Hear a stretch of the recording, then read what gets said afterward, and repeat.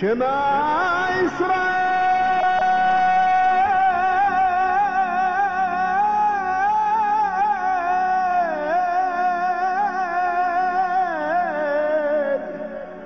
Adonai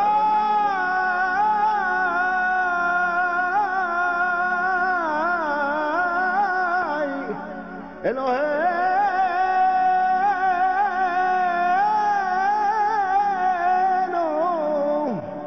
Adonai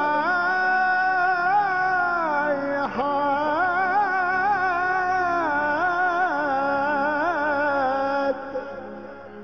Adonai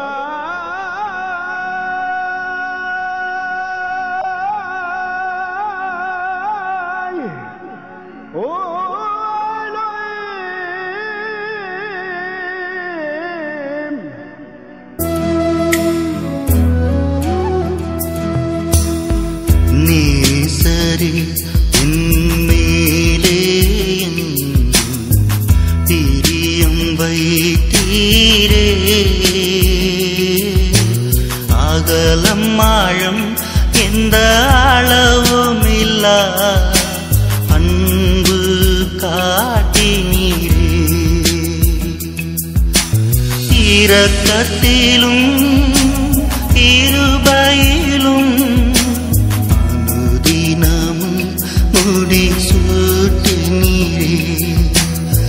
இரக்கத்திலும் கிருபையிலும் அனுதினம் முடி சூட்டினீரே பிதாவே நன்றி சொல்கிறோம் இயேசுவே நன்றி சொல்கிறோம்.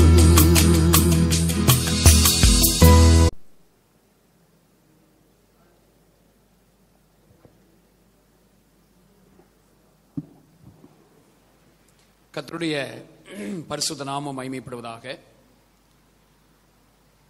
நம்ம கடந்த ஒரு 2 மாசமா பரம தகப்பன் நம்முடைய அப்பா, நம்ம அப்பாவை பத்தி அநேக விஷயங்கள் நம்ம படிச்சுட்டு இருக்கோம். இந்த மாசத்திலையும் வாக்குத்தத்தமாக நம்ம அப்பாவை பற்றினதான வாக்குத்தத்தமே நமக்கு வந்திருக்கு. எபேசியர் 1ஆம் அதிகாரம் அதனுடைய 3வது வசனத்தை தான் ஆண்டவர் நமக்கு வாக்குத்தத்தமாக கொடுத்தார். அதை வாசிக்கலாம். எபேசியர் 1:3. நம்முடைய கர்த்தராகிய இயேசு கிறிஸ்துவின் பிதாவாகிய தேவனுக்கு ஸ்தோத்திரம். அவர் கிறிஸ்துவுக்குள் உன்னதங்களிலே ஆவிக்குரிய சகல ஆசீர்வாதத்தினாலும் நம்மை ஆசீர்வதித்திருக்கிறார். நம்முடைய கர்த்தராகிய இயேசு கிறிஸ்துவின் பிதாவாகிய தேவனுக்கு ஸ்தோத்திரம். நம்ம அப்பா யாரு? அவர் யார்? ஏன்னா வேதத்துல பிதாக்கள் அப்படின்னு நிறைய பேரை நம்ம பார்க்க முடியும். நம்ம ஆண்டவர் இயேசுவே பொய்க்கு பிதா அப்படின்னு பிசாசு சொல்றார். அதனால பொய்க்கு பிதா அவர் நமக்கு அப்பா இல்லை. சரிங்களா? அதே மாதிரி ஆபிரகாமை யூதர்கள் தகப்பன் அப்படின்னு சொல்லுவாங்க. சரிங்களா? ஆபிரகாமை தகப்பன் சொல்லுவாங்க. ஆனா ஆபிரகாம் நமக்கும் தகப்பன் தான். ஏன்னா நம்முடைய தகப்பனாகி ஆபிரகாம் அப்படின்னு பவுல் எழுதுறதுனால ஆபிரகாம் நமக்கு தகப்பன் தான்.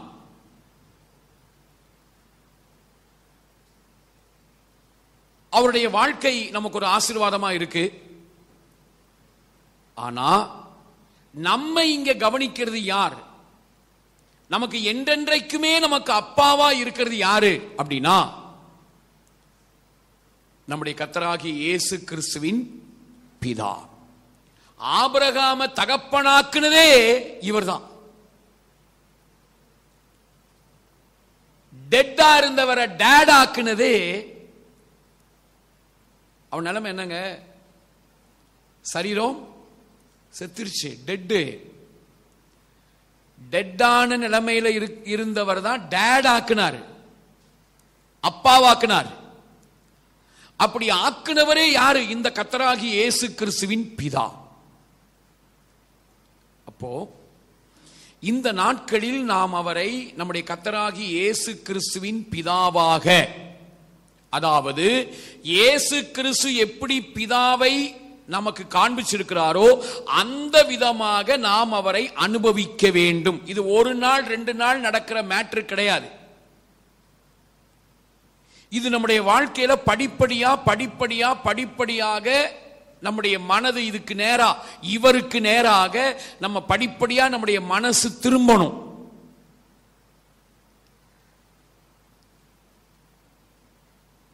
ஏன்னா நமக்கு ஏற்கனவே கடவுள் அப்படின்னா கடவுளை பற்றி ஒரு தவறான படம் நம்ம மைண்ட்ல இருக்கு. அதுலயும் குறிப்பா அநேக நேரங்கள்ல பைபிள்ல இருந்தே அந்த தவறான படத்தை நாம் எடுத்திருக்கிறோம் இல்லைங்களா? ஊசாய் உடன்படிக்கை பெட்டிய தொட்டான். அடிச்சது யாரு? கர்த்தர் அடித்தார்னு அங்க பதிவு செய்யப்பட்டிருக்கு. அவன் கர்த்தர் அவனை அடிச்ச உடனே அவன் என்ன ஆயிட்டான்? செத்தான். ஆனா அதே உடன்படிக்கை பெட்டி அதுக்கப்புறம் பாத்தீங்கன்னா ஓபேத்ஏதோம் அப்படிங்கிற புறஜாதியுடைய வீட்டுல இருக்கு. அந்த புறஜாதியுடைய வீட்டுல இருக்கும்போது அவங்க எத்தனை முறை அதை தொட்டிருக்காங்க, எல்லாம் தான் பண்ணியிருக்காங்க, அதை கிளீன் பண்ணியிருக்காங்க. ஆனா அவங்க எல்லாம் தொடும்போது கர்த்தர் அடிக்கல.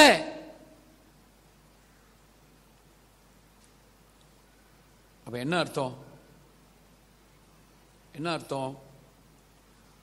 மாடு மிரண்டுச்சு, பெட்டியை போய் இவர் தொட்டாரு. பெட்டியை போய் தொட்ட உடனே மாடு, மிரண்ட மாடு முட்டிருச்சு. இப்ப மிரண்ட மாடு முட்டின உடனே கவனிங்க, ஏற்கனவே நீ உடன்படிக்கை பெட்டிய லேவியர்கள் தான் சுமந்துட்டு போகணும்னு பிரமாணம் அங்க இருக்கு, வசனம் இருக்கு. இப்ப இந்த வசனமும் அந்த மாடு மிரண்டதும் சேர்ந்து ஒரு வியாக்கியானத்தை, இதை எழுதினவங்களுக்குள்ள ஒரு விளக்கத்தை கொண்டு வருது. என்ன விளக்கம்? என்னங்க விளக்கம்? லேவியர்கள் தான் உடன்படிக்கை பெட்டியை சுமந்துட்டு போகணும் அப்படின்னு இந்த 5 ஆகமங்கள், லேவியர் ஆகமம், எண்ணாகமத்தெல்லாம் பிரமாணத்தை ஆண்டவர் கொடுத்திருக்கார். ஆனா இப்போ மாட்டு வண்டியில வச்சு அதை கொண்டு போறாங்க. மாட்டு வண்டியில வச்சு கொண்டு போகும்போது மாடு மிரண்டுருது, போய் பெட்டி கீழே விழுந்துடக்கூடாதுன்னு இவன் போய் தொடுறான், மிரண்ட மாடு முட்டிருச்சு. இப்ப இந்த வசனமும் அந்த மாடு மிரண்ட சம்பவம், அந்த முட்டின சம்பவமும் சேர்ந்து என்ன என்ன விளக்கத்தை கொடுக்குது?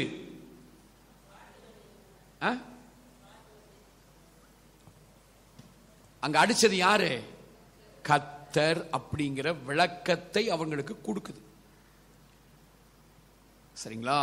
ஆனா கர்த்தர் அடிக்கல. கர்த்தர் அடிக்கல. எத்தனையோ நேரங்கள்ல பெரிய பெரிய விஷயத்துல எல்லாம் இந்த இஸ்ரவேல் மக்கள் மீறுதல் செய்ய போகும்போது, அப்படி அந்த மீறுதலுக்குள்ள நுழையும் போது ஆண்டவர் பாத்தீங்கன்னா தீர்க்கதரிசியை அனுப்புவார், அனுப்பி பேசுவார். இப்படி செய்யாதீங்க, இந்த மாதிரி பண்ணாதீங்க, இது எனக்கு பிரியம் இல்ல, இது எனக்கு விருப்பம் இல்ல, இப்படி நீங்க செய்ய வேண்டாம் அப்படின்லாம் பேசினவர். ஏன்னா தாவீது கிட்ட தாவீதே, எப்பா மாட்டு வண்டியில பெட்டியை ஏத்த வேண்டாம்ப்பா, இடுப்புல லேவியர்களை சுமந்துட்டு போ சொல்லுப்பா அப்படின்னு ஒரு நாத்தான் தீர்க்கதரிசியை அனுப்பி சொல்லி இருந்தா கண்டிப்பா அவர் கேட்டிருக்கதான் செய்வாரு. கண்டிப்பா கேட்டிருப்பார். ஆண்டவர் உள் உணர்விலேயே இடைப்பட்டிருப்பார்.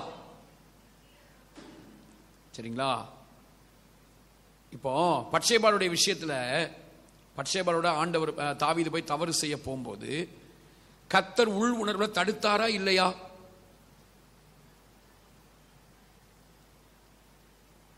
தாவீதுக்கு உள் உணர்வுல ஒரு போராட்டம், ஒரு விதமான ஒரு பதட்டம் எல்லாம் வந்திருக்குமா? வந்திருக்காதா? வந்திருக்கும். எப்படிங்க சொல்றீங்க? எப்படி சொல்றீங்க?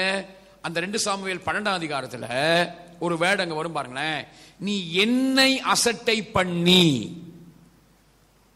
அப்படிங்கிற வேர்டு அங்க வர்றதை நீங்க பார்க்க முடியும். 2 சாமுவேல்ல 11ஆவது அதிகாரத்துல இது நடக்குது, இந்த சம்பவம் நடக்குது. பட்சேபாளோட தவறு செய்கிற சம்பவம் நடக்குது.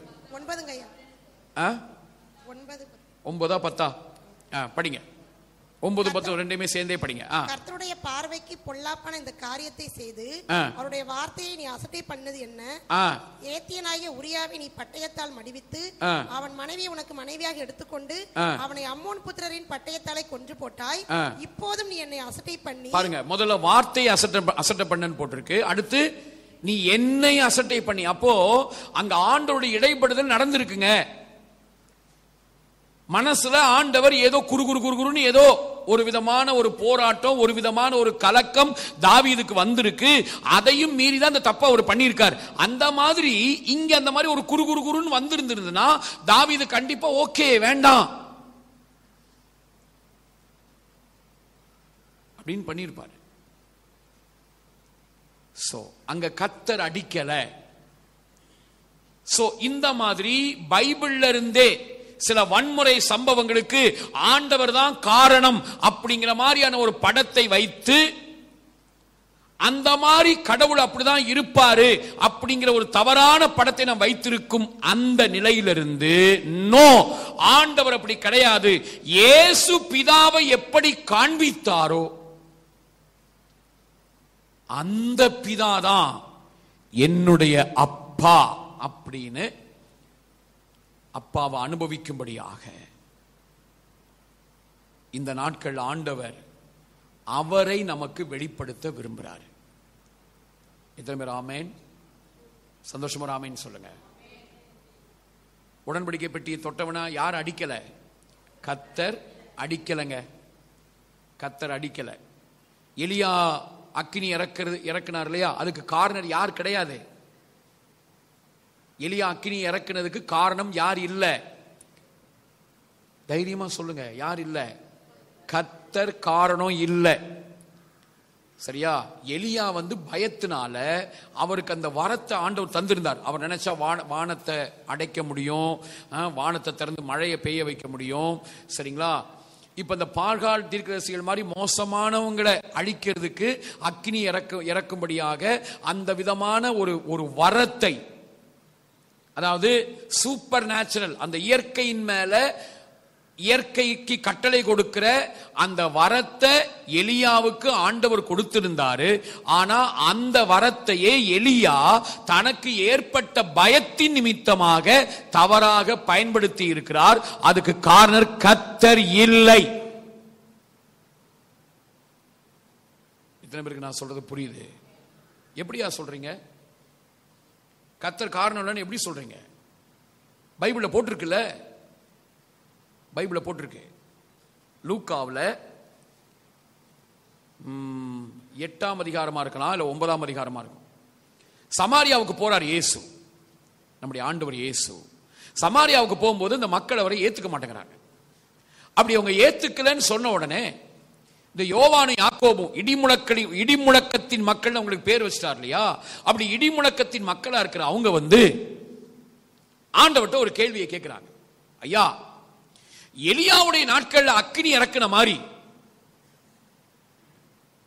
இப்படி உங்களை ஏத்துக்கல, இவங்க மேலையும் அக்கினி இறக்குவது உமக்கு சித்தமா? எத்தனை வசனம் சிஸ்டர்? 8, 9ஆம் அதிகாரம். லூக்கா 9ல 53ஆம் அதிகாரம். லூக்கா 9ல மைக் என்னாச்சு?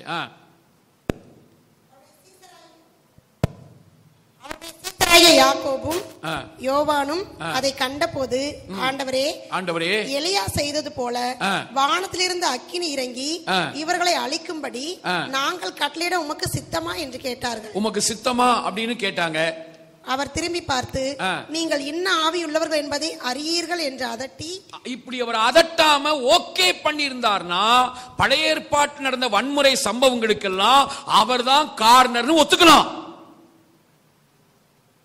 ஆனா அவர் என்ன செய்யல, அதுக்கு சம்மதிக்கல. அந்த ஆவி என்ன செய்யறாரு? அதட்டுறாரு. அதட்டிட்டு சொல்றாரு,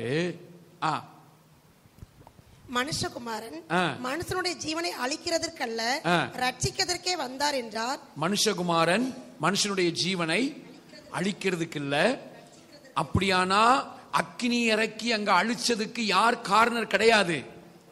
இயேசு காரணர் இல்ல அப்படின்னா பிதாவும் காரணர் கிடையாது. இன்னைக்கு என்னன்னா இந்த கிறிஸ்தவத்துக்குள்ள குழப்பம். பிதாவை தனியா பிரிச்சு, பழைய ஏற்பாட்டுல பிதா எரிச்சலா இருந்தாரு, குமாரன் வந்த உடனே எரிச்சலை தனிச்சிட்டாரு. இந்த மாதிரிலாம் ஒரு 300 வருஷத்துக்கு முன்னாடி வந்த அந்த தியாலஜியை நம்பி ஜான் கால்வின் அப்படிங்கிற ஒருத்தர் கொண்டு வந்ததான அந்த இறையலை நம்பி இன்னைக்கு கிறிஸ்தவம் குழம்பி போயிருக்கு. எலியாவின் நாட்களில் அக்கினியை இறக்கினது ஆண்டவர் இல்லை. நான் இப்ப சில சம்பவத்தை சொல்லுவேன், நீங்க ஆண்டவர் இல்லைன்னு சொல்லணும், சத்தமா சொல்லணும். உடன்படிக்கை பெட்டியை தொட்டபோது அவன் செத்ததற்கு காரணர், சத்தமா சொல்லுங்க. எலியாவின் நாட்களில் அக்கினி இறக்கினதற்கு காரணர், சத்தமா சொல்லுங்க. அனனியா சப்பிராள் செத்ததற்கு காரணர் ஆண்டவர் இல்ல. புரியுதா? மிஷின்கன் துப்பாக்கியை கவர்மெண்ட் ஒருத்தரை நம்பி கொடுத்துருக்கு. எப்பா நீ நல்ல ட்ரைனிங் ஆயிருக்க, உனக்கு இந்த துப்பாக்கி கையில கொடுக்கிறோம், நீ அதை என்ன செய், அதை நல்ல விதமா பயன்படுத்து. உண்மையிலேயே தப்பு செய்யறவன், உண்மையிலேயே மக்களுக்கு தொந்தரவு கொடுக்கிறவனை நீ அவனை டீல் பண்றதுக்கு பயன்படுத்துன்னு சொன்னதை ஒருத்தன் தன்னுடைய உயிரை அழிக்கிறதுக்கு ஏதோ வரான், தான் குடும்பத்துக்கு ஏதோ பிரச்சனை பண்ண வர்றான், ரொம்ப சொல்லி சொல்லி பார்க்கறான், கோவம் வந்துடுது, பட்டார்னு துப்பாக்கியை அழுத்திட்டான், பட்டன் அழுத்திட்டான் அப்படின்னா அதுக்கு காரணம் யாரு கிடையாது, துப்பாக்கிய கொடுத்தவர் காரணர் இல்லை. சரிங்களா? அவர் காரணர் இல்லை. ஆனா உங்களுக்கு ஒரு கேள்வி வரும், தடுத்திருக்கலாமே, அப்போ தடுத்திருக்கலாம்ல அப்படின்னா அந்த மாதிரி தடுத்திருக்கலாம், அவருக்கு தடுக்கலாம் முடியும். ஆனா அப்படி தடுத்திருந்தா இந்த உறவு சம்பந்தப்பட்ட காரியம் தெரியாம போயிரும்.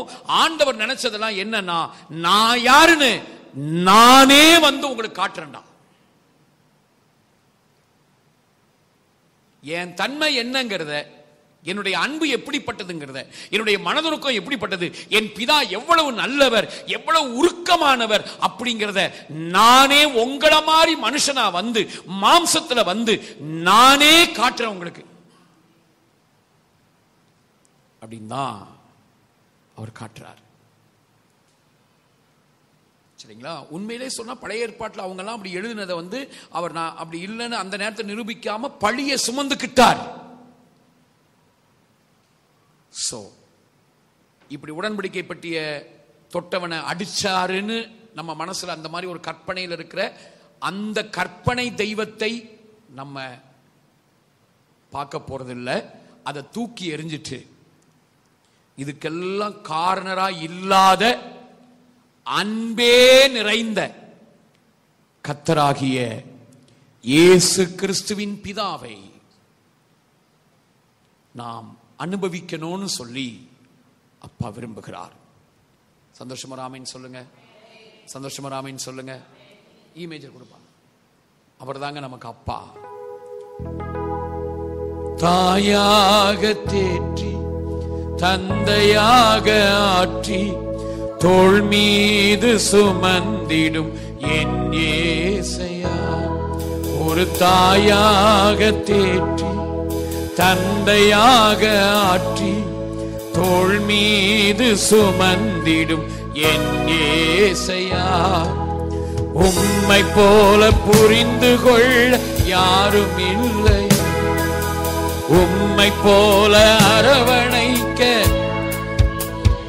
உம்மை போல புரிந்து கொள்ள யாரும் இல்லையே, உம்மை போல அரவணைக்க யாரும் இல்லையே.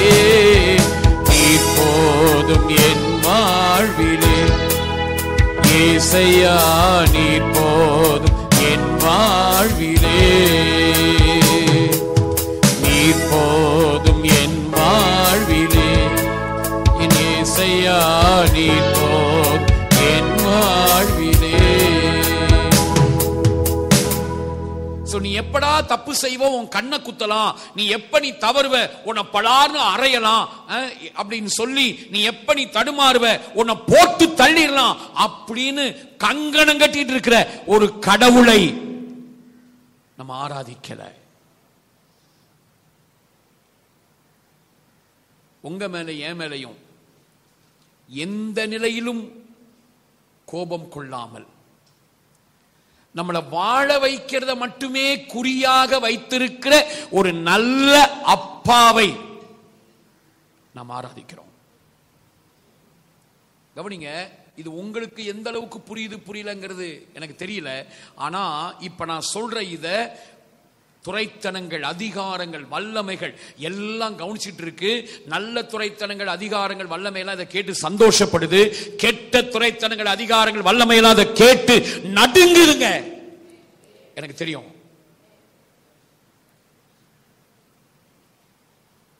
சோ கர்த்தராகி இயேசு கிறிஸ்துவின் பிதா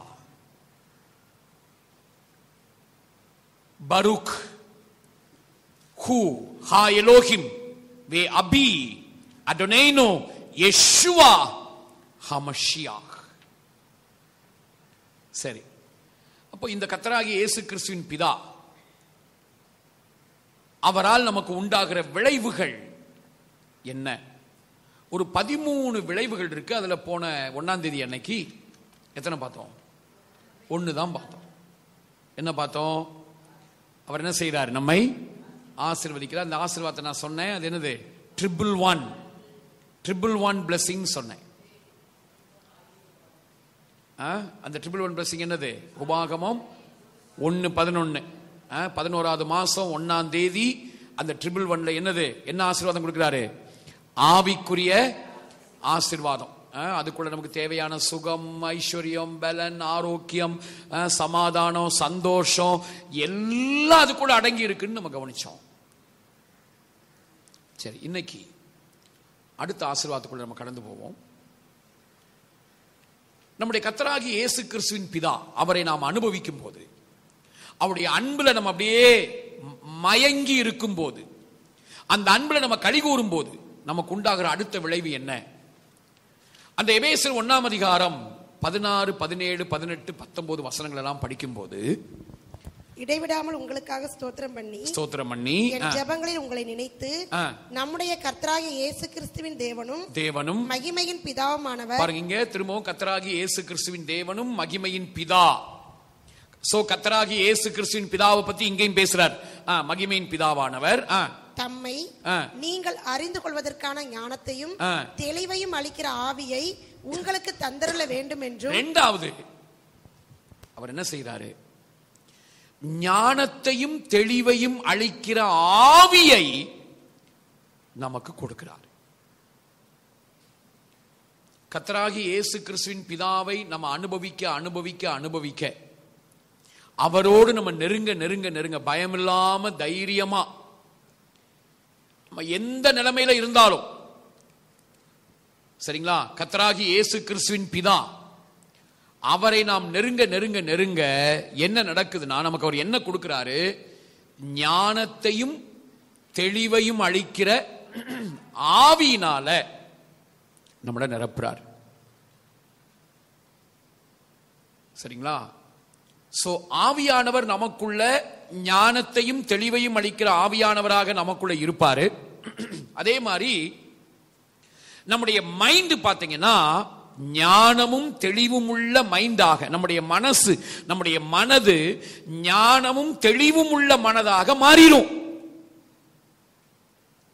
கர்த்தராகிய இயேசு கிறிஸ்துவின் பிதாவை அனுபவிக்க குழப்பமா, ஒரு மாதிரி மூடத்தனமா இருக்கிற, குழப்பமா இருக்கிற, குழம்பி போய் இருக்கிற அந்த நிலைமை மாறிடும். நமக்குள்ள என்ன வரும்?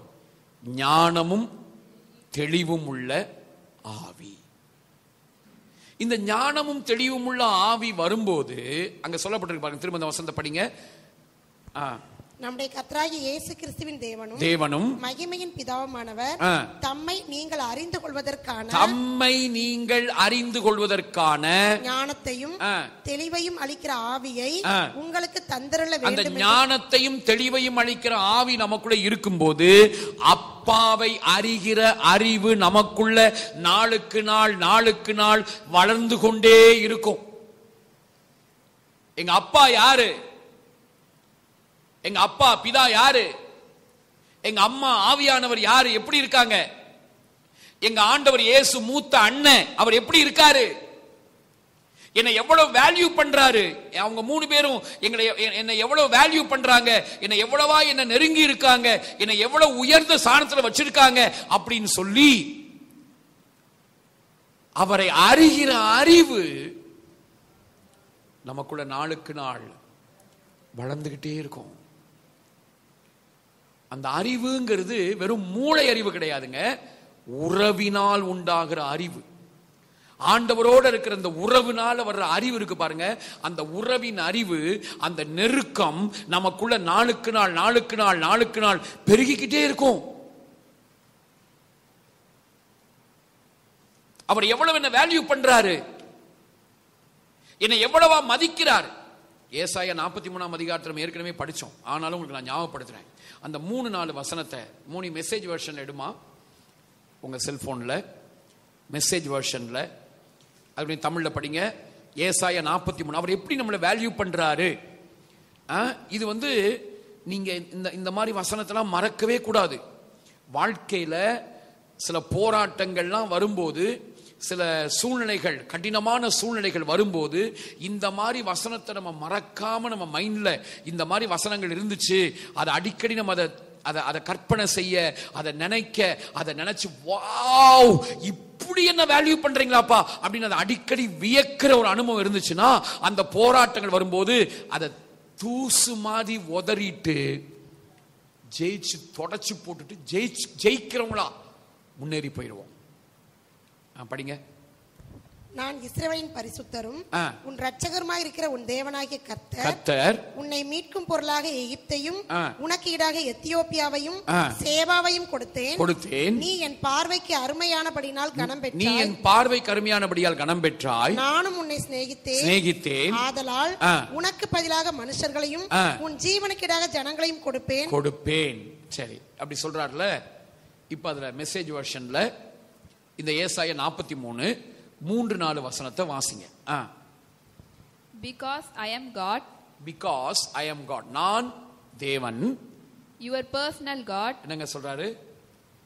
யுவர். நம்ம கடவுள் யாரு? உங்களுக்கு எனக்கும் தனித்தனியா யாரா இருக்காரு? Personal God. அதாவது தனிப்பட்ட விதத்துல உங்களை இங்க வந்திருக்கிற உங்களை பேரா உங்களுக்கு தனிப்பட்ட விதத்துல உதவி செய்கிற கடவுள் அவர். Your personal god. அப்புறம் the holy of Israel, your savior. இஸ்ரவேலின் பரிசுத்தனுடைய இரட்சகர். I paid a huge price for you. என்ன சொல்றாரு? உனக்காக ஒரு மிகப்பெரிய விலையை நான் கொடுத்திருக்கேன். All of Egypt with rich Cushan Sheba thrown in. இந்த எகிப்து, கூஷ், ஷேபா இதெல்லாம் அந்த நாட்கள்ல பயங்கர பணக்கார நாடுகளா இருந்துச்சு. இந்த பணக்கார நாடுகளையே உனக்கான விலைக்கிரயமா கொடுத்திருக்கேன். எனக்கு அந்த நாடுகள் முக்கியம் இல்ல தம்பி, தங்கச்சி, மகனே, மகளே. எனக்கு அந்த நாடு முக்கியம் இல்ல, அந்த பணக்கார நாடு முக்கியம் கிடையாது. நீதான் எனக்கு முக்கியம். சரியா? அந்த பணக்கார நாடுகளை விட நான் ஒன்ன வேல்யூ பண்றேன். அதனால அவைகளையே நான் உனக்காக நான் விலையா நான் கொடுத்திருக்கேன். That is how much you mean to me. நீ எனக்கு எவ்வளவு முக்கியம் தெரியுமா சொல்றாரு. அந்த அளவுக்கு நீ எனக்கு முக்கியம். That is how much I love you. அந்த அளவுக்கு நான் உன்னை நேசிக்கிறேன். That how much I love you. உன்னை அந்த அளவுக்கு நான் உன்னை நேசிக்கிறேன் தெரியுமா? அப்பா சொல்றாரு.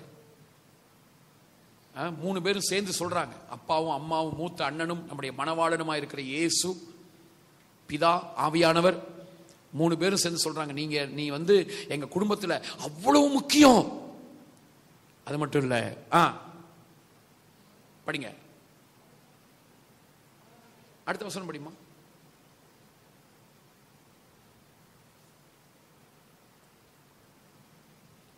How much I love you. அடுத்தது,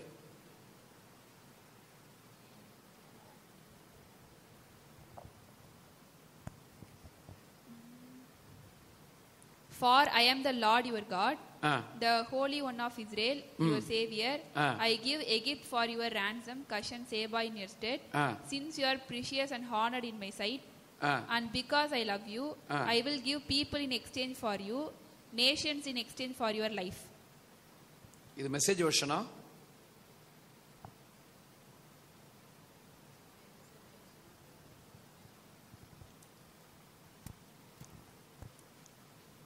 எடுங்க, அது மெசேஜ் வெர்ஷன் இல்ல.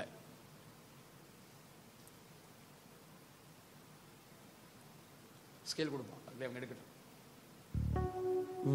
உம்மை போல புரிந்து கொள் யாரும் இல்லை, உம்மை போல அரவணை யாரும் இல்லை, உம்மை போல புரிந்து கொள் யாரும் இல்லையே, உம்மை போல அரவணை யாரும் இல்லையே, நீர் போதும் என் வாழ்விலே, ஏசையா நீர் போதும் என் வாழ்விலே,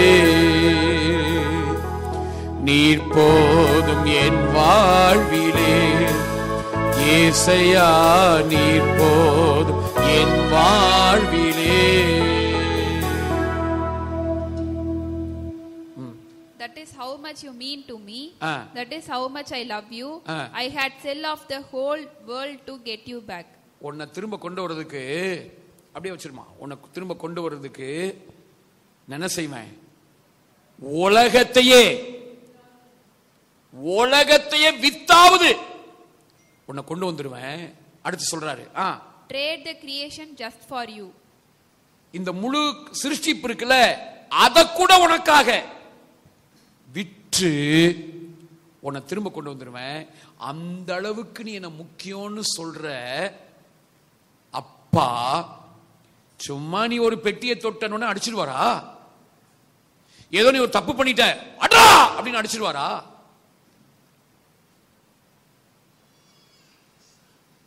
உங்களை என்னையும் அவ்வளவாய் வேல்யூ பண்ற ஒரு நல்ல அப்பா, ஒரு நல்ல அம்மா, ஒரு நல்ல மூத்த அண்ணன் இருக்காங்க. பிரதர்ஸ் அண்ட் சிஸ்டர்ஸ், எத்தனை பெரிய சந்தோஷம். அப்படியே போடுங்க, அப்பாவும் அம்மாவும் அரவணைக்க மூத்த அண்ணனின் மார்பினில் நான் சாய்ந்திட்டேன். அப்பாவும் அம்மாவும் அரவணைக்க மூத்த அண்ணனின் மார்பினில் நான் சாய்ந்திட்டேன்.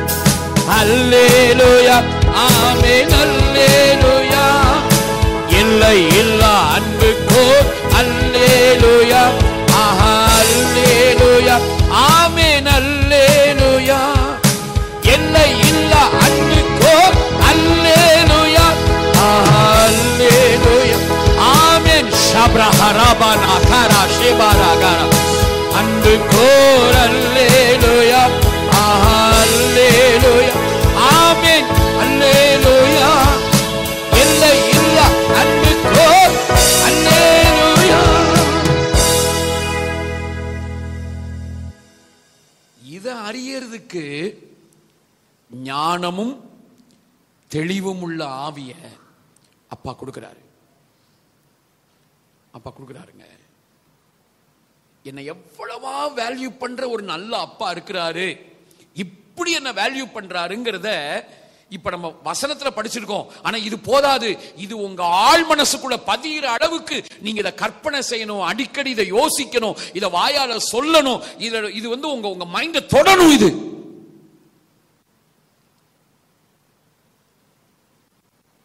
அப்படி தொட்டு அந்த அன்புல நீங்க மூழ்கிட்டீங்கன்னு வைங்க, நீங்க போனாலே மாற்றங்கள் உண்டாகும். ஒரு ஆமீன் சொல்லுங்க.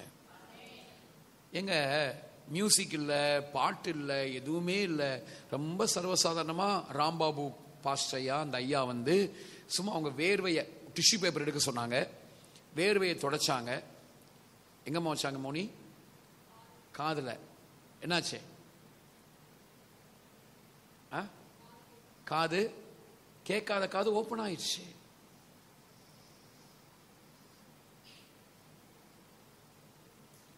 சரிங்களா? கேட்காத காது ஓபன் ஆகுது. அடுத்து சும்மா அப்படி நடந்து போறாங்க. சும்மா அப்படி நடந்தாங்க, அந்த நிழல் படுற மாதிரி ஒருத்தங்களுக்கு நடந்தாங்க. அவங்க சுகமாயிட்டாங்க. இதெல்லாம் பைபிள்ல இருக்கு. இந்த பைபிள்ல இருக்கிற இந்த விஷயங்கள் வெறும் பைபிள்ல நம்ம படிச்சுட்டு போறதா மட்டுமே இல்லாம, இது வாழ்க்கையில நம்ம அனுபவிக்க வேண்டிய ரியாலிட்டியா, நிஜமாக அது மாறணும். எத்தனை பேருக்குள்ள இந்த தாகம் இருக்கு?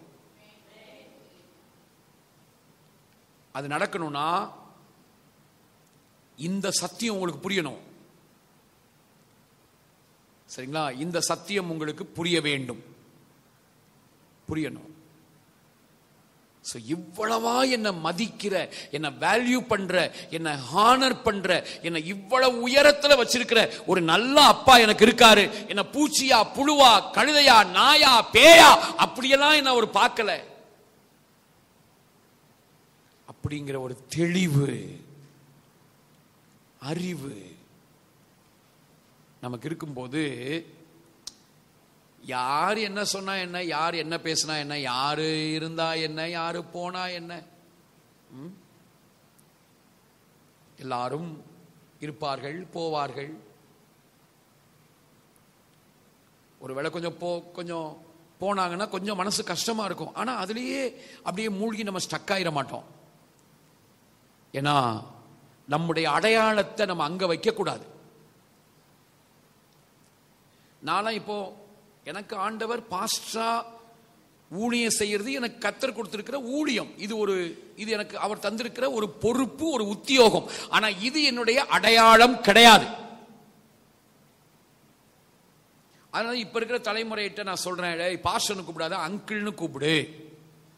நிறைய பேர்கிட்ட பாஸ்டர்லாம் கூப்பிடாத, அங்கிள்னு கூப்பிடுப்பா.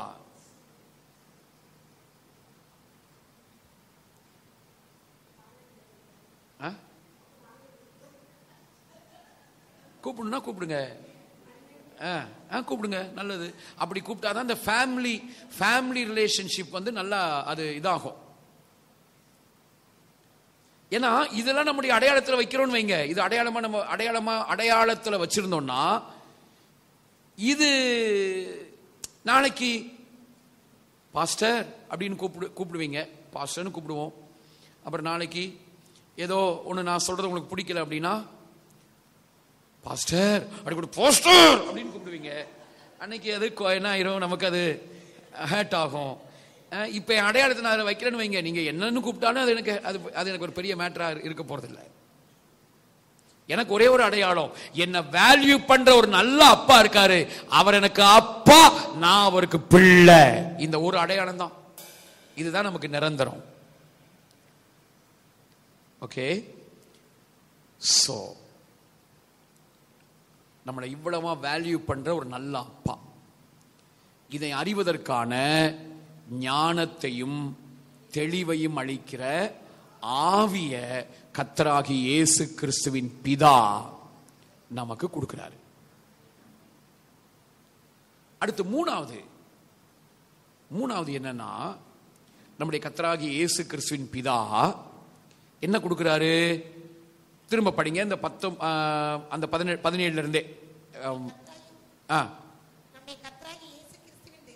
நம்முடைய கர்த்தராகிய இயேசு கிறிஸ்துவின் தேவனும் மகிமையின் பிதாவுமானவர் அறிந்து கொள்வதற்கான ஞானத்தையும் தெளிவையும் அளிக்கிற ஆவியை உங்களுக்கு தந்தருள வேண்டும் என்றும், தாம் நம்மை அழைத்ததினாலே நமக்கு உண்டாகிருக்கிற நம்பிக்கை இன்னதென்றும், பரிசுத்தவான்களிடத்தில் தமக்கு உண்டாகிருக்கிற சுதந்திரத்தினுடைய மகிமையின் ஐஸ்வர்யம் இன்னதென்றும், தாம் கிறிஸ்துவை மரித்தோரிலிருந்து எழுப்பி அவரிடத்தில் நடப்பித்த தமது பலத்த சத்துவத்தின் வல்லமைப்படியே விசுவாசிக்கிறவர்களாகிய நம்மிடத்திலே காண்பிக்கும் தம்முடைய வல்லமையின் மகா மேன்மையான மகத்துவம் இன்னதென்றும் இன்னதென்றும் நீங்கள் அறியும்படிக்கு அவர் உங்களுக்கு பிரகாசமுள்ள மனக்கண்களை கொடுக்க வேண்டும் என்றும் வேண்டிக் கொள்கிறேன். அடுத்து நம்முடைய கர்த்தராகிய இயேசு கிறிஸ்துவின் பிதா நமக்கு என்ன கொடுக்கிறார்னா பிரகாசம் உள்ள மனக்கண்களை கொடுக்கிறாரு. வெறும் மனக்கண் கிடையாதுங்க. அது எந்த மாதிரி மனக்கண்? பிரகாசம் உள்ள மனக்கண். சரியா?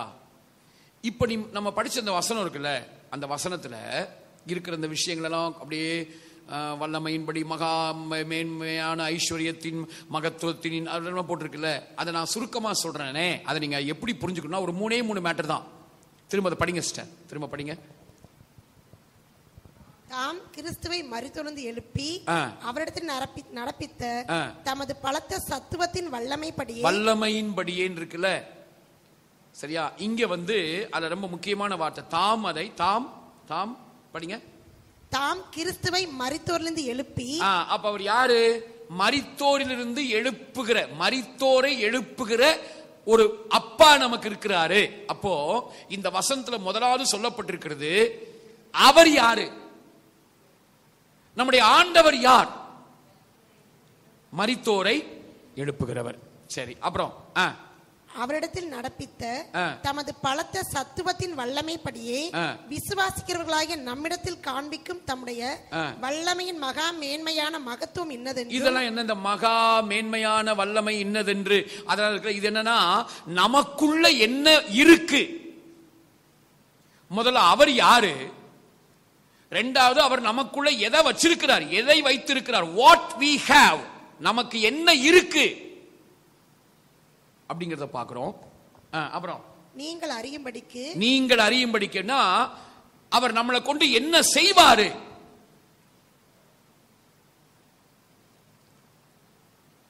இந்த 3 விஷயம், அப்பா யாரு, அவர் நமக்கு என்ன கொடுத்திருக்காரு, நம்மளை கொண்டு என்ன செய்வார், இந்த 3 விஷயத்தையும் பார்க்கிறதுக்கு மனக்கண்ணை பிரகாசிக்க பண்றார். பிரகாசமுள்ள மனக்கண்ணை கொடுக்கிறார்.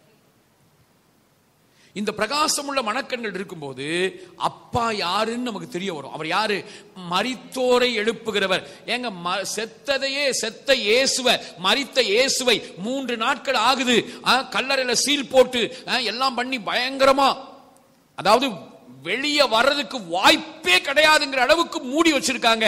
அவரையே எழுப்புவார்னா, உங்க இந்த சின்ன பிரச்சனை, உங்க இந்த சின்ன வியாதி, உங்களுடைய இந்த சின்ன கடன், உங்களுடைய இந்த காரியத்தை மாத்துறது அவருக்கு முடியாத விஷயமா? சோ அவர் மரித்தோரை எழுப்புகிறவர். மரித்தோரை எழுப்புகிற அவருக்கு நம்ம பிரச்சனை தீர்த்து வைக்கிறது மேட்ரே கிடையாது. அப்ப அவர் யாரு? இதை நம்ம அறியறதுக்கான பிரகாசம் உள்ள மனக்கண் நமக்கு வேணும். அடுத்து அவர் அதோட விட்டுல, அவர் நமக்கு என்ன கொடுத்திருக்கிறார், இனி கொடுக்க போறது இல்ல, அது ஒரு மேட்டர். இனிமேல் கொடுக்க போறது இல்ல, ஏற்கனவே நமக்குள்ள எல்லாத்தையும் தந்துட்டாரு. பக்கத்துல சொல்லுங்க, கிறிஸ்தவ வாழ்க்கை ரிசீவ் பண்றது இல்ல, ஏற்கனவே ரிசீவ் ஆயிருக்கிறத ரிலீஸ் பண்றது. சரிங்களா? அதான் நான் சொன்னேன், உங்க கையில சுகமளிக்கிற வல்லமை இன்னைக்கு உங்களுக்கு ஆண்டவர் தரப்போறது இல்ல, இது ஏற்கனவே தந்ததை நீங்க என்ன பண்ணி விட்டுருக்கோம், ஏற்கனவே உங்களுக்குள்ள ரிசீவ் ஆயிருக்கு, உங்களுக்கு அது தெரியல. இப்ப பெர்னார்ட் பர்லி சிஸ்டர் என்ன நினைச்சிட்டு இருக்காங்க, நம்ம ஃபேன்சி ஸ்டோருக்கு வராங்க, நம்ம கையினால என்னெல்லாம் செய்ய முடியும், கேட்கிற பொருளை எடுத்து கொடுக்க முடியும். அடுத்து ரீசார்ஜ் பண்ண வருவாங்க, அவங்களுக்கு ரீசார்ஜ் பண்ணி விட முடியும். அப்புறம் இந்த கையால் ஜெராக்ஸ் எடுக்க வராங்க, ஜெராக்ஸ் அந்த மிஷினை ஆன் பண்ணி அதை பண்ணி கொடுக்க முடியும். அப்புறம் அவங்க கொடுக்குற அந்த காசை வாங்கி கல்லாப்பட்டியில் போட முடியும். அப்புறம் வீட்டுக்கு போனதுக்கப்புறம் சமையல் பண்ண முடியும். இதெல்லாம் அவங்க கையால் செய்ய முடியும். பிரதர் பைக் ஓட்டுறாரு, பைக் ஓட்ட முடியும், இதெல்லாம் செய்ய முடியும். அப்புறம் பணத்தை நல்லா ஹேண்டில் பண்ண முடியும்.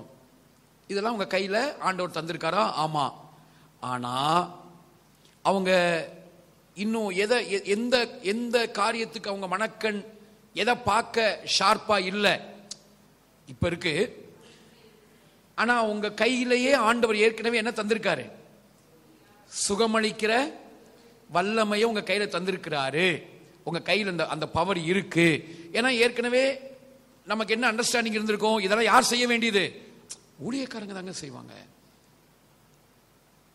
ஆனா உங்க கையிலே இதை கொடுத்திருக்காரு அப்படிங்கிறது நம்ம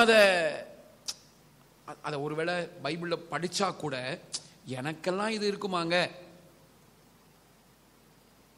அப்படிங்கிறத நம்ம அறியாம இருப்போம். இப்போ அதை ரிலீஸ் பண்ணி இதை நீங்க பார்க்க பார்க்க பார்க்க இதை நம்ப நம்ப நம்ப இது எனக்குள்ள இருக்கு. அப்பா இதை எனக்கு தந்திருக்காரு. மரித்தோரே எழுப்புகிற அப்பா எனக்குள்ள இருக்காரு. மகிமை நம்பிக்கையாக கிறிஸ்து எனக்குள்ள இருக்காரு. அவர் எனக்கு இதை தந்திருக்காரு. ஆவியானவர் மூலமா இதை தந்திருக்கிறாரு அப்படிங்கறத நீங்க பார்க்க பார்க்க நம்ப நம்ப நம்ப காரியங்கள் நடக்கிறத நீங்க பார்ப்பீங்க. இதுக்குதான் என்ன தேவை? பிரகாசம் உள்ள மனக்கண் தேவை. மனக்கண் தேவை. கவனிங்க, நம்ம யாரு? பிதா யாரு? அப்பா யாரு? இயேசு யாரு? எனக்குள்ள என்னத்தை கொடுத்து வச்சிருக்காரு? என்னை கொண்டு என்ன செய்ய போறார்? இதை நீங்க பார்க்க பார்க்க பார்க்க இந்த பாவம் செய்யறது, பொய் சொல்றது, செல்போனை நோண்டுறது, செல்போன்ல கண்ட கண்ட குப்பையை பார்க்கறது, அப்புறம் மணிக்கணக்கா கண்ட கண்ட சில்லித்தனமான காரியங்கள், மற்றவங்களுடைய குறைகளை பேசுறது. இப்போ இந்த ஒரு வாரமா ஒரு மேட்ரு வைரலா போயிட்டு இருக்கு. நான் என்ன சொல்றேன், எல்லாத்துக்கும் தீர்வு இருக்குங்க. சரியா? அது உண்மையாவே அப்படி நடந்திருக்கா இல்லையானே நமக்கு தெரியாது. அதிகாரப்பூர்வமான எந்த ஒரு இதுவும் இல்லை. நான் என்ன சொல்றேன், ஒரு வேளை அப்படி நடந்திருந்தா கூட, ஏன்னா சில நேரங்களில் ஊழியம்னு பிஸியா இருந்தா இங்க ஊழியம் அங்க ஊழியம் அங்க ஊழியம், அதனாலதான் நமக்கு டீச் பண்றவங்க சொல்றாங்க. என்ன சொல்றாங்க? முதல்ல ஆண்டவர், அடுத்து எதவை உங்களுக்கு சொல்ல நானே, முதல்ல கர்த்தர், ரெண்டாவது உன் ஃபேமிலியவை. ரெண்டாவது உனக்கு எது முக்கியம்? ஊழியம் கிடையாது, சபை கிடையாது. ரெண்டாவது முக்கியம் உனக்கு என்னது? குடும்பம்.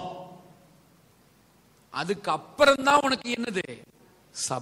சபை ஊழியம், நீ செய்யற வேலை எல்லாம் அதுக்கப்புறம். அப்படிங்கிறத இங்க அழுத்தி அழுத்தி சொல்லி கொடுக்குறாங்க. போன வாரம் கூட அவர் சொல்றாரு, மனைவியோட சண்டை போட்டேனா, அவன் நல்மனம் பொருந்தலைனா என்ன செய்யாத, மேல ஏறி பிரசங்கம் பண்ண மாட்டேன்னு சொல்லு. ஏன்னா அந்த பிரசங்கம் ஒருவேளை மக்களுக்கு நல்லா இருக்கும், ஆனா இதை கேட்டு இருக்கிற துறைத்தனங்கள், அதிகாரங்கள், வல்லமைகள் இருக்குல்ல, அங்க இது ஒர்க் அவுட் ஆகாது.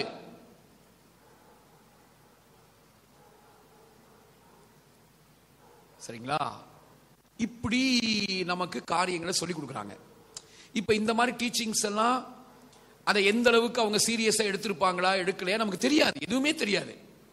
அதனால ஒருவேளை அங்க நடந்திருந்தது உண்மையா இருந்தாலும் இந்த சுவிசேஷத்துல இந்த நம்முடைய அப்பாவுடைய அன்புனால அந்த நிலையிலிருந்து மாற்றி சீரமைக்க, மறுசீரமைக்க, இதை காட்டிலும் இன்னும் வல்லமையா பயன்படுத்த அப்பாவால முடியும். சரியா? அதனால அதை பத்தி யாரும் கவலைப்பட வேண்டாம். அந்த மாதிரியான வீடியோஸை பார்க்காதீங்க. அவர் மட்டும் இல்ல, எந்த ஊழியக்காரங்களை பத்தி விமர்சனம் பண்ணி, இவனு ஒரு குரூப் இருக்கானுங்க, எல்லாரையும் ட்ரோல் பண்றது, எல்லாரையும் ட்ரோல் பண்றாங்க. இவங்க அவங்கன்னு இல்லை, சரிங்களா? இவங்க அவங்க கிடையாது, எல்லாரையும் ட்ரோல் பண்றான், வறுக்கிறானுங்களாம். அது என்ன பேர்? ரோஸ்டடா? இவனுக்கு வேலை என்னது? ரோஸ்டிங் பண்றது, வறுக்கிறானுங்களாம். எல்லாரையும் ட்ரோல் பண்றான். ஒருத்தரையும் ஒரு ஊழியக்காரரையும் விட்டு வைக்க மாட்டேங்கிறான். எல்லாம் அவங்களுக்கு இருக்கிற வெளிச்சத்தின்படி அவங்க ஊழியத்தை செய்யறாங்க. எல்லாரும் மனுஷர்கள், எல்லாருடைய வாழ்க்கையில கூட குறை இருக்கும், குறைகள் இருக்கும். உனக்கு தைரியம் தான் நேரா பார்த்து சொல்லு, நேரா போய் பேசு. அதனால அந்த மாதிரி வீடியோஸை பார்த்து நீங்களாம் யாரும் ஒன்றும் கவலைப்பட வேண்டாம், ஒன்றும் இது இல்லை. அப்படியே அங்கே ஏதாவது சில கூட குறைய சில காரியங்கள் ஏதாவது நடந்திருந்தாலும் அது சரியாயிரும். அப்பா சரி பண்ணிடுவார், அதை கிளியர் பண்ணிடுவார். இதெல்லாம் ஒரு வியாதிப்படுற நிலைமை மாறி அவர் பரிகாரியா இருந்து அதை சுகப்படுத்திடுவார், ஹீல் பண்ணிடுவார். சரிங்களா? அதனால நம்ம அதை பற்றிலாம் ஒன்றும் கவலைப்பட்டு பார்த்தியா அப்படி ஆச்சு பார்த்தியா அப்படிலாம் ஒன்றும் இல்லை. எல்லா பக்கமும் எல்லாம் தான் ஆகுது. சிலது வெளியே தெரியுது, சிலது வெளியே தெரியறது இல்லை. அவ்வளோதான். ஸோ எதுக்கு இதை சொல்ல வந்தேன்? இந்த மாதிரியான சில்லித்தனமா யூடியூப்ல கண்டதையும் பார்க்கறது, கண்டது இதுக்கெல்லாம் நமக்கு என்ன செய்யாது, மனசு போகாது. ஏன் போகாது? எங்க அப்பா யாருன்னு எனக்கு தெரியும்,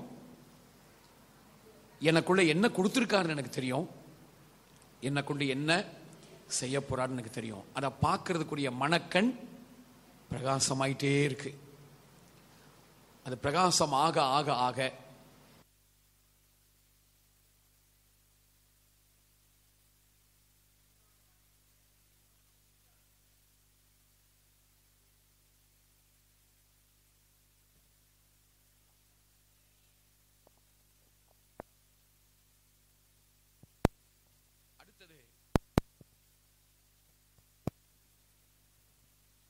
இன்னும் ஒரு விஷயத்தை சொல்லி நான் முடிக்கிறேன். மீதி அடுத்த வாரத்தை நம்ம கண்டினியூ பண்ணுவோம். சோ 4வது 2 கொரிந்தியர் 1ஆம் அதிகாரம் 3-4 வசனத்தை படிங்க. அதை சொல்லிட்டு நான் முடிக்கிறேன். 2 கொரிந்தியர் 1ஆம் அதிகாரம் 3-4 வசனங்கள்.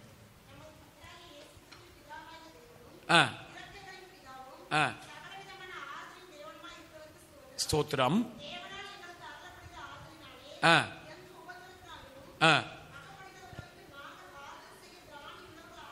ஆகும்படி அவரே எங்களுக்கு என்ன செய்யறாரு?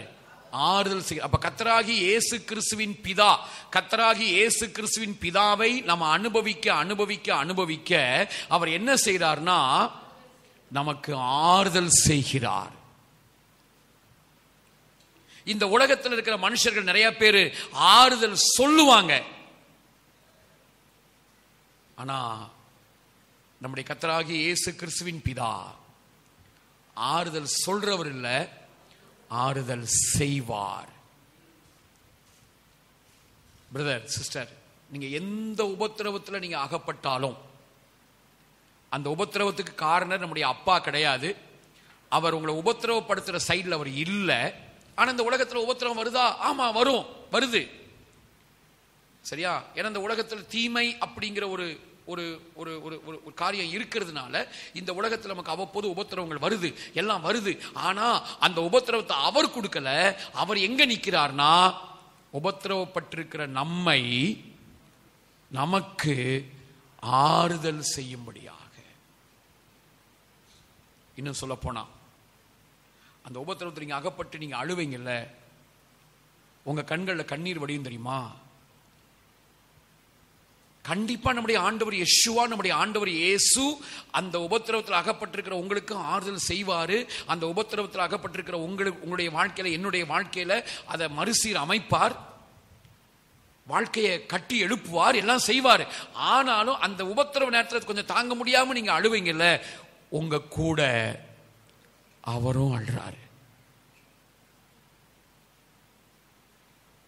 நீங்க நெருக்கப்படும் போது, நீங்களும் நானும் நெருக்கப்படும் போது கூடவே சேர்ந்து அவரும் நெருக்கப்படுகிறார். நீங்க தனியா இல்ல பிரதர், நீங்க தனியா இல்ல சிஸ்டர், அம்மா ஐயா நீங்க தனியா இல்ல. உங்க வாழ்க்கையில உங்களை அடிக்கடி உபத்திரவப்படுத்துகிற,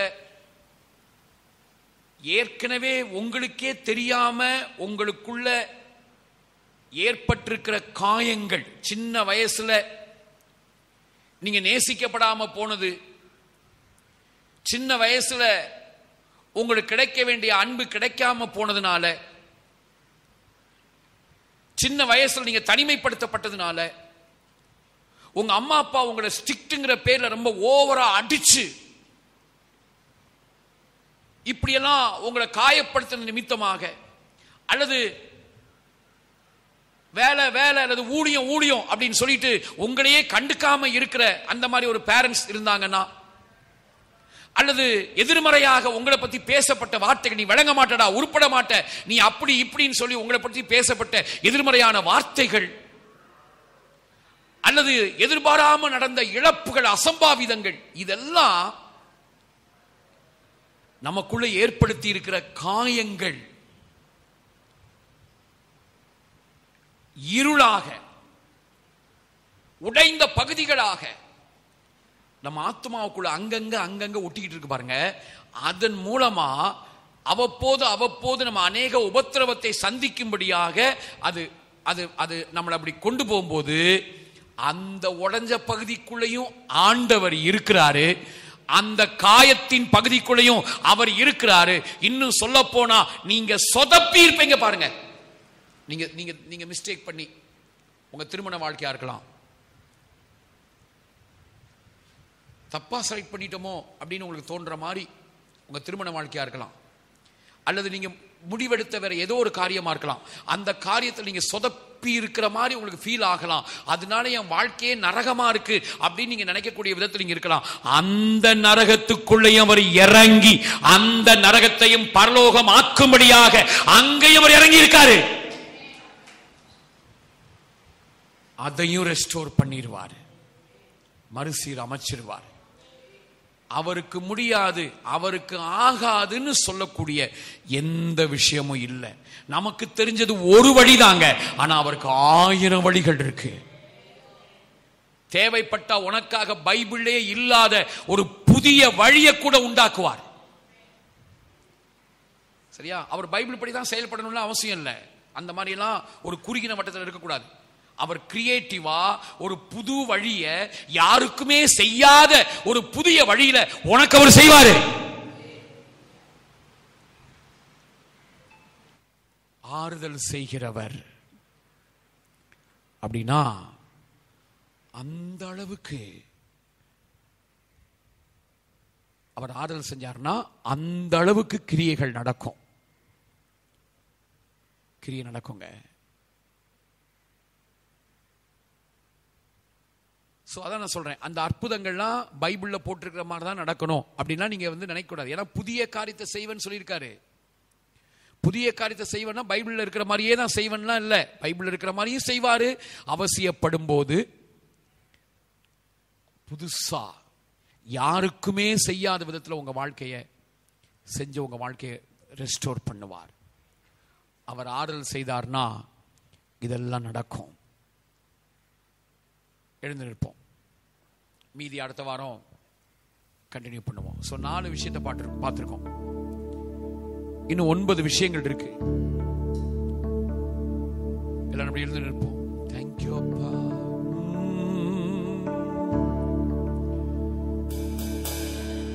கர்த்தராகிய இயேசு கிறிஸ்துவின் பிதா, பருக் ஹூ ஹா எலோஹிம் வே அபி அடோனேனோ யெஷுவா ஹமஷியாஹ். பாருங்க ஒரு நிமிஷம் அப்படி நின்ற வண்ணமா எத்தனை எழுத்துக்கள் இருக்குன்னு பாத்தீங்களா? 32. என்ன 32? இந்த 32ங்கிறது இருதயத்தை குறிக்கிற நம்பர், லெப். அப்போ இந்த கர்த்தராகி இயேசு கிறிஸ்துவின் பிதான்னு சொல்லும்போது நம்ம அங்க பிதாவை பார்க்கிறோம். அடுத்து கர்த்தராகி இயேசு குமாரன், கிறிஸ்துன்னு சொல்லிட்டாலே அபிஷேகம் பண்ணப்பட்டவர். அப்ப அங்க அபிஷேகம் பண்ணப்பட்டவர், அபிஷேகம் பண்றது யாரு? ஆவியானவர். சோ கர்த்தராகி இயேசு கிறிஸ்துவின் பிதா அப்படின்னு உங்க வாயால சொல்லிட்டீங்கனாவே நீங்க என்ன சொல்றீங்க? பிதா, குமாரன், பரிசுத்த ஆவி. இவங்க 3 பேர் எங்கங்க இருக்காங்க? இருதயத்துல. 2 விஷயம். உங்க இருதயத்துல, என் இருதயத்துல அவங்க இருக்காங்க, அவங்க இருதயத்துக்குள்ள நம்மளை வச்சிருக்காங்க. அதான் நீங்கள் என்னிலும் அப்படின்னு அர்த்தம். என் இருதயத்தை நீங்க இருக்கீங்க. அடுத்து நான் உங்களிலும் அப்படின்னு அர்த்தம். நான் உங்க இருதயத்துக்குள்ள இருக்கேன். சோ கர்த்தராகி இயேசு கிறிஸ்துவின் பிதா நம்மளை அவர் இருதயத்துக்குள்ள வச்சு நம்ம இருதயத்துக்குள்ள வாழ்கிற இந்த உறவு இருதயத்திலிருந்து இருதயத்துக்கு கடந்து வந்திருக்கிற உறவு, இருதயமும் இருதயமும் இணைஞ்சிருக்கிற உறவு, இருதயமும் பேசிக்கொள்கிற உறவு, இருதயமும் அசைஞ்சிருக்கிற உறவுங்க. இது பிரிக்கவே முடியாதுங்க, பிரிக்கப்பட முடியாத உறவு. தாயாக தேற்றி தந்தையாக ஆற்றி தோள் மீது சுமந்திடும் என் இயேசையா. ஒரு தாயாக தேற்றி தந்தையாக ஆற்றி ஒரு தோள் மீது சுமந்திடும் என் இயேசையா. உம்மை போல புரிந்து கொள்ள அப்பா எங்க இருதயத்துல வச்சிருக்கீங்கப்பா, எங்க இருதயத்துக்குள்ள இருக்கீங்கப்பா. இல்லையே உம்மை போல புரிந்து கொள்ள யாரும் இல்லையே, உம்மை போல அரவணைக்க யாரும் இல்லையே. நீ போதும் என் வாழ்வில் ஏசையா, நீ போல் என் வாழ்விலே. ஓ நீ போதும் என் வாழ்விலே ஏசையா, நீ போதும் என் வாழ்வில். அப்பா அப்பா மகனான் மகனான் அப்பா அப்பா மகனான் மகனான் கண்ணின் மணிதான் அப்பா கண்ணின் மணிதான் அல்லாமலும் விட்டு விலகாமலும் என்னை காப்பாற்றினி. அந்த அடியை போடுங்க.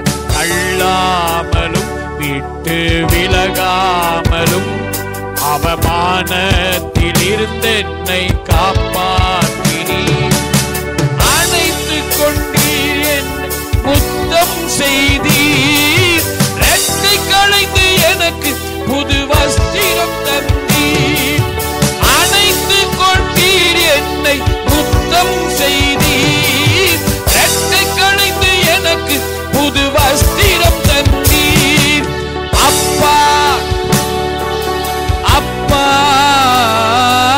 மகனான் மகனான்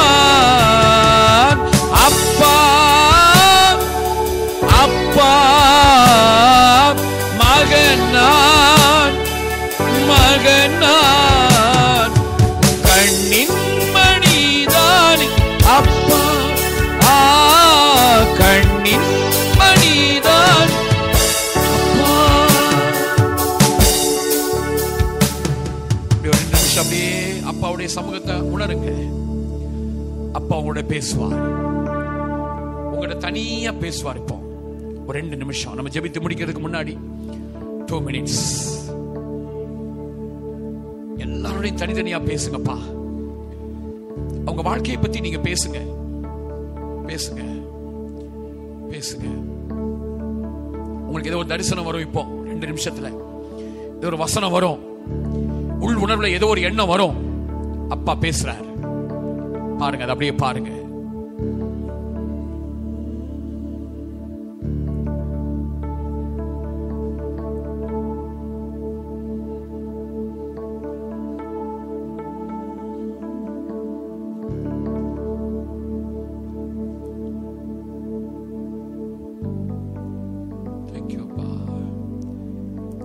Thank you, Daddy.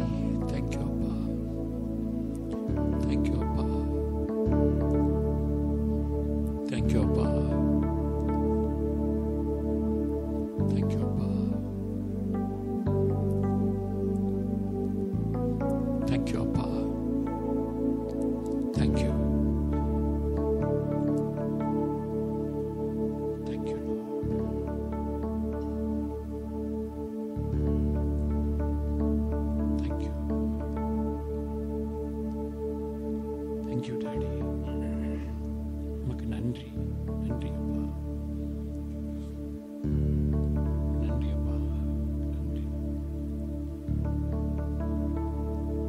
ஒவ்வொருத்தருக்கும் தனிப்பட்ட விதமா அப்பா பேசியிருப்பார்.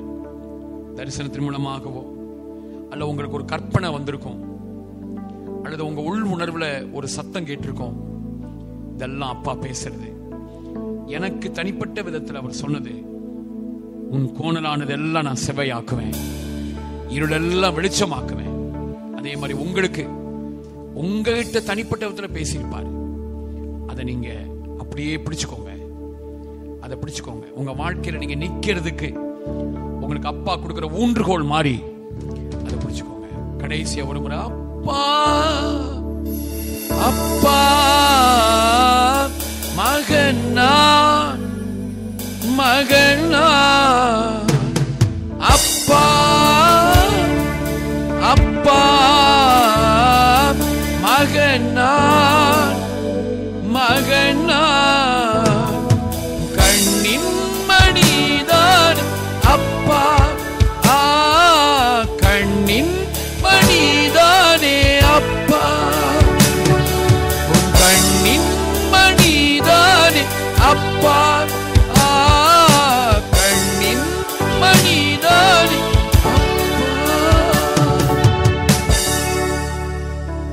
பிதாவே, நாங்கள் நம்மை துதிக்கிறோம். கர்த்தராகிய இயேசு கிறிஸ்துவின் பிதாவாக எங்களுக்கு நீங்க வெளிப்படுகிறதுக்காக உமக்கு நன்றி அப்பா. நீங்க ஏற்கனவே அப்படிதான் வெளிப்பட்டிருக்கீங்க. அதை நாங்க எங்க வாழ்க்கையில நிஜமாக்கும்படியாக எங்களை நீங்க அப்படி நடத்திட்டு இருக்கிற தயவுக்காக உமக்கு நன்றி. தொடர்ந்து பலப்படுத்துங்கப்பா. இந்த சத்தியம் எங்களோட பேசிக்கிட்டே இருக்கட்டும். இந்த வாரமெல்லாம் பேசிக்கிட்டே இருக்கட்டும்ப்பா, பேசிக்கிட்டே இருக்கட்டும். எங்க இருதயத்தினுடைய அடி ஆழங்களுக்குள்ள போய் எங்களுக்குள்ள ஒரு சுகமாக்குற வேலையை செய்யட்டும்ப்பா. சத்தியத்தை அறிவீர்கள், சத்தியம் உங்களை விடுதலையாக்குங்கிற வார்த்தை எல்லாருடைய வாழ்க்கை நிறைவேறுவதாகப்பா. எல்லாருடைய ஜீவனை பேசுகிறோம், ஆரோக்கியத்தை பேசுகிறோம், பரிபூர்ணத்தை பேசுகிறோம்ப்பா, ஷாலோமை பேசுகிறோம். ஆசீர்வதிங்க, உங்க வல்லமை விளங்க பண்ணுங்க. உங்களுடைய வருகைக்கு எங்களை ஆயத்தப்படுத்துங்கப்பா.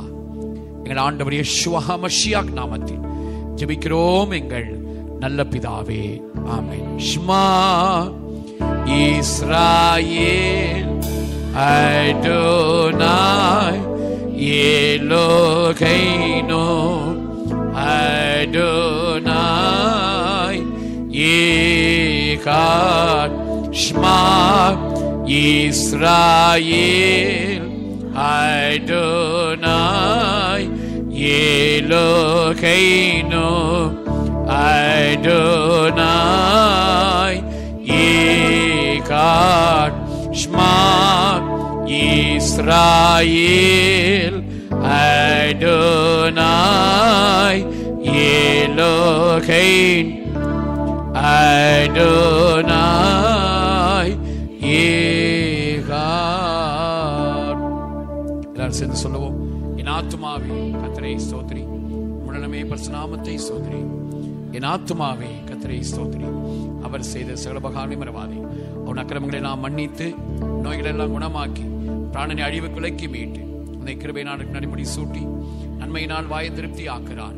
கழுகுக்கு சமானமாயின் வயது திரும்ப வாழ வயதுபடாகிறது. ஒடுக்கப்படுகிற யாவருக்கும் கர்த்தர் நீதியையும் நியாயத்தையும் செய்கிறார்.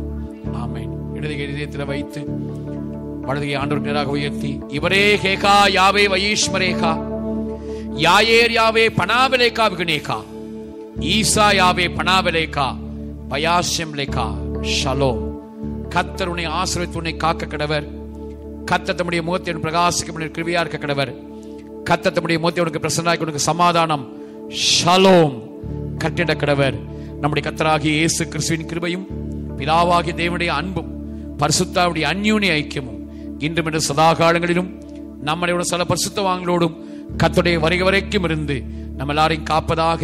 கிறிஸ்துவுக்குள் உன்னதங்களில் ஆவிக்குரிய சகல ஆசீர்வாதத்தினாலும் நம்மை ஆசீர்வதித்திருக்கிற நம்முடைய கர்த்தராகிய இயேசு கிறிஸ்துவின் பிதாவாகிய தேவன் எந்த விதமான வியாதிகள், பலவீனங்கள், தீமைகள், தரித்திரம், மரணம் மற்றும் வேற எந்த விதமான தீமைகளும் அணுகாமல் இயேசு வருகிற வரைக்கும் நம்மை நீண்ட காலம் தீர்க்காயுசோடு வாழ்ந்திருக்க செய்வாராக. எல்லாம் மூணு ஆமென் சொல்லுங்க. ஆமென், ஆமென், ஆமென். மூணு அல்லேலூயா சொல்லுங்க. அல்லேலூயா, அல்லேலூயா, அல்லேலூயா. எல்லாருக்கும் ஷாலோம், பிரைஸ் தி லார்ட். கர்த்தராகிய இயேசு கிறிஸ்துவின் பிதா உங்களுக்குள்ள இருக்காரு, கிறிஸ்து உங்களுக்குள்ள இருக்காரு. அந்த உணர்வோடு கடந்து போவோம். கர்த்தர் நம்மை ஆசீர்வதிப்பார். ஆமென்.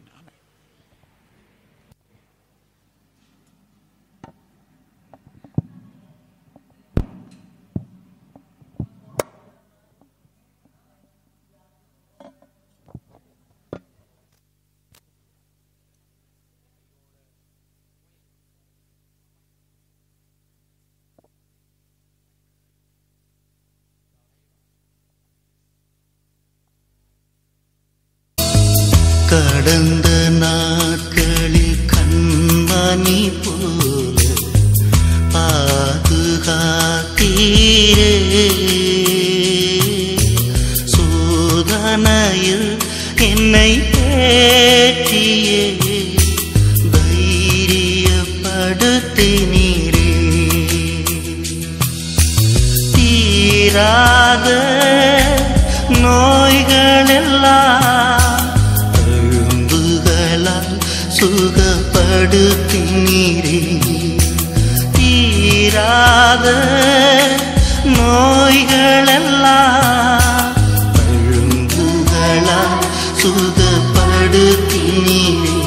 பிதாவே நன்றி சொல்கிறோம், இயேசுவே நன்றி சொல்கிறோம். பிதாவே நன்றி சொல்கிறோம், இயேசுவே நன்றி சொல்கிறோம். தூய ஆவி எங்கள் தெய்வம் நன்றி சொல்கிறோம். துதி ஆராதனை செய்கிறோம், துதி ஆராதனை செய்கிறோம். பிதாவே நன்றி சொல்கிறோம், இயேசுவே நன்றி சொல்கிறோம், இயேசுவே